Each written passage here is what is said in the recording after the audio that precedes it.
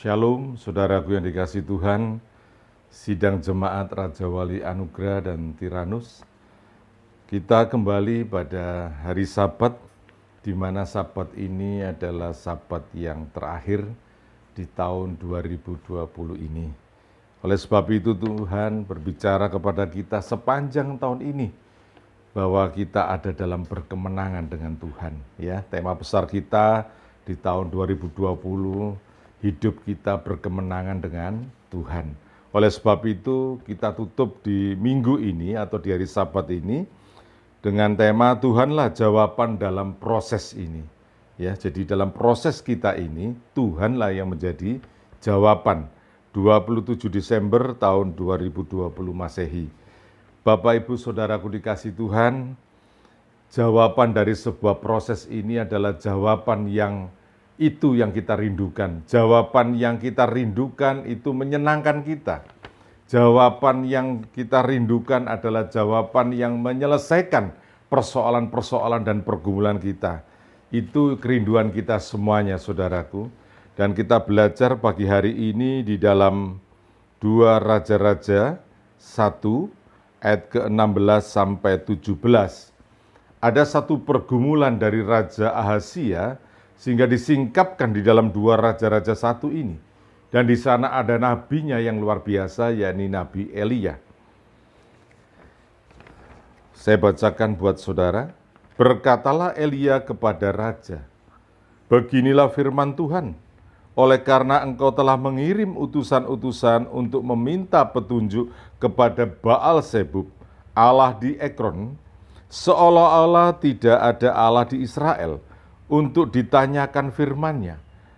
Maka sebab itu engkau tidak akan bangun lagi dari tempat tidur, di mana engkau berbaring, sebab engkau pasti akan mati. Ini kalimatnya yang disampaikan begitu keras, saudaraku. Dan lanjut kemudian apa yang terjadi?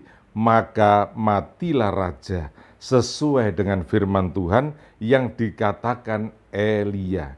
Maka Yoram menjadi raja menggantikan dia dalam tahun kedua zaman Yoram bin Yosafat, Raja Yehuda, sebab Ahazia tidak mempunyai anak laki-laki. Bapak Ibu Saudaraku dikasihi Tuhan, kenapa sampai ini terjadi? Padahal seluruh bangsa yang ada di Israel yang terpecah menjadi 2 kerajaan besar dan salah satunya Yehuda, harusnya ini adalah jemaat atau umat Tuhan atau bangsa ini bergaul karib dengan Tuhannya. Tetapi tidak demikian dengan raja ini. Raja ini membuat satu keputusan sendiri yang seolah-olah menjadi raja dia dan keputusannya pastilah harus diikuti.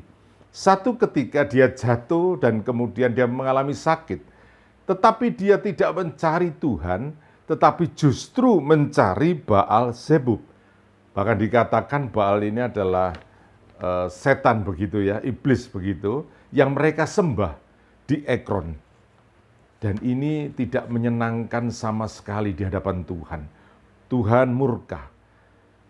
Bahwa dia sudah tahu bahwa pertolongan Tuhan bangsa ini, melihat begitu dahsyatnya pertolongan Tuhan, tapi rajanya justru membawa satu keputusan yang tidak menyelamatkan. Utusan pertama dikirim dan berjumpa dengan Elia. 1 panglima dengan 50 pasukan. Dan Elia katakan, pulanglah saja, sampaikan ini. Tetapi mereka mencoba untuk bernegosiasi. Maka Elia menyerahkan kepada Tuhan. Apa yang terjadi? Rombongan yang pertama ini dihabisi dengan api Tuhan. Mereka mati di tengah jalan. Rombongan kedua dikirim. Ahazia raja, saudaraku. Kadangkala sama seperti kita. Ya, maunya sendiri yang dipaksakan. Maka berangkatlah utusannya kedua. Dengan 1 komandan atau 1 panglima. Dengan 50 pasukan. Dan apa yang terjadi?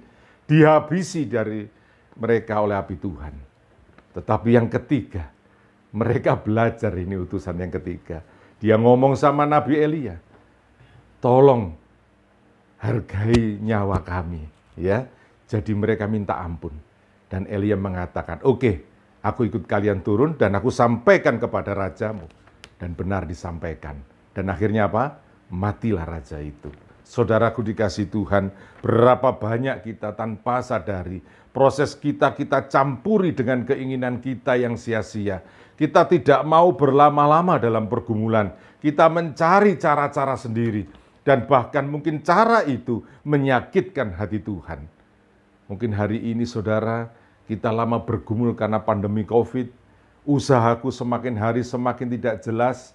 Aku sudah berdoa tetapi sudah 1 tahun mungkin, ya kan? Sebentar lagi COVID kan ulang tahun di Indonesia. Kalau di dunia sudah bulan November kemarin, COVID-nya ulang tahun. Tapi jangan diberi panjang umur saudara ya, biar COVID-nya cepat mati dan selesai.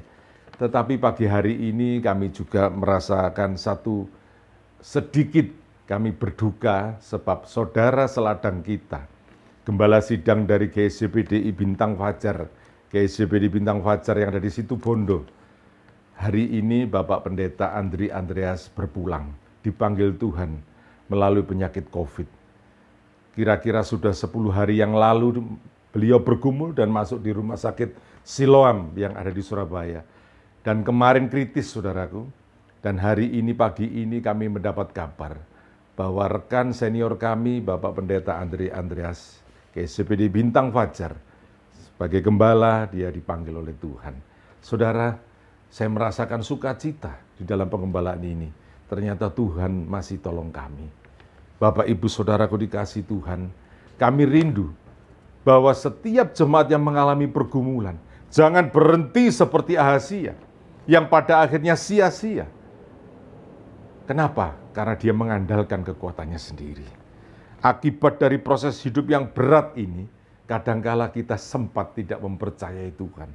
Kadangkala kita sempat memberontak di hadapan Tuhan. Oleh sebab itu di dalam Yeremia 17, mari kita baca saudaraku, Yeremia 17 ayat yang kelima. Beginilah firman Tuhan, terkutuklah orang yang mengandalkan manusia, yang mengandalkan kekuatannya sendiri, dan yang hatinya menjauh daripada Tuhan. Ia akan seperti semak bulus di padang belantara. Ia tidak akan mengalami datangnya keadaan baik. Ia akan tinggal di tanah angus, di padang gurun, di negeri padang asin yang tidak berpenduduk. Saudaraku, orang ternyata yang mengandalkan kekuatannya sendiri dalam proses kehidupan ini, yang menyatakan aku harus memutuskan begini begitu, tanpa kita berdoa, tanpa kita mencari tanda. Semua diputuskan karena pengalaman kita yang hebat. Semua diputuskan karena kita jenuh dalam pergumulan ini. Kita memutuskan salah. Saya rindu di akhir tahun ini, tahun yang berkemenangan ini, saudara tetap menang dalam prosesnya Tuhan. Amin. Ya. Oleh sebab itu Tuhan katakan ia akan seperti semak bulus di padang belantara.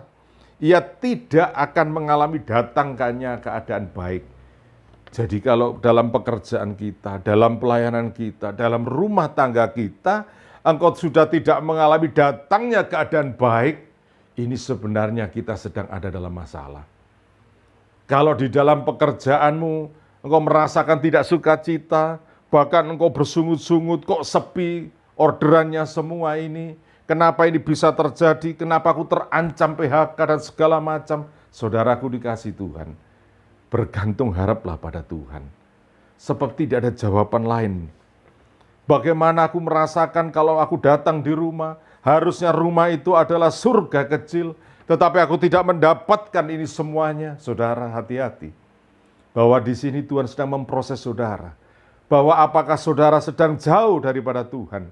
Sehingga kau dikatakan engkau tidak mengalami datangnya keadaan baik.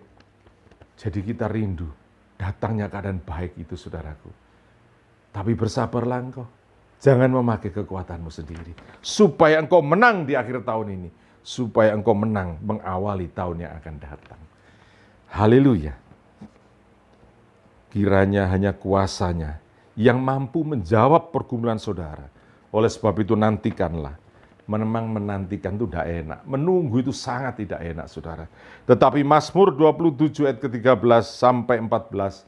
Firman Tuhan katakan, sesungguhnya aku percaya akan melihat kebaikan Tuhan di negeri orang yang hidup. Saudaraku, Pemazmur katakan, sesungguhnya aku percaya akan melihat kebaikan Tuhan. Saudara harus bersikap hati demikian. Sesungguhnya Tuhan dalam pergumulanku, aku percaya aku akan melihat kebaikan Tuhan di negeri orang-orang yang hidup, orang-orang yang sejahtera, orang-orang yang percaya, orang-orang yang mempunyai optimis bersama dengan Tuhan, bahwa dengan Tuhan ada kemenangan. Ayat 14, nantikanlah Tuhan, kuatkanlah dan teguhkanlah hatimu. Ya, nantikanlah Tuhan. Tidak ada cara lain, saudaraku.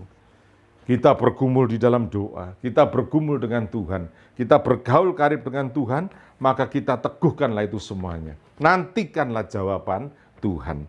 Maka engkau tidak perlu khawatir, sebab jawaban Tuhan itu ya dan amin. Mazmur 12 ayat ke-7. Atau ayat ke-6 mungkin kalau ada di tempat lain ya. Mazmur 12 ayat ke-7.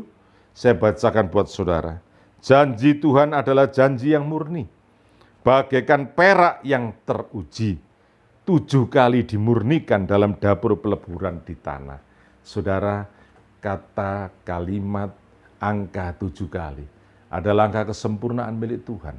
Oleh sebab itu, Tuhan tidak akan tidak menjawab saudara. Saudara akan dijawab dengan cara-cara Tuhan yang dahsyat. Engkau hanya bersabar dan nantikanlah Tuhan.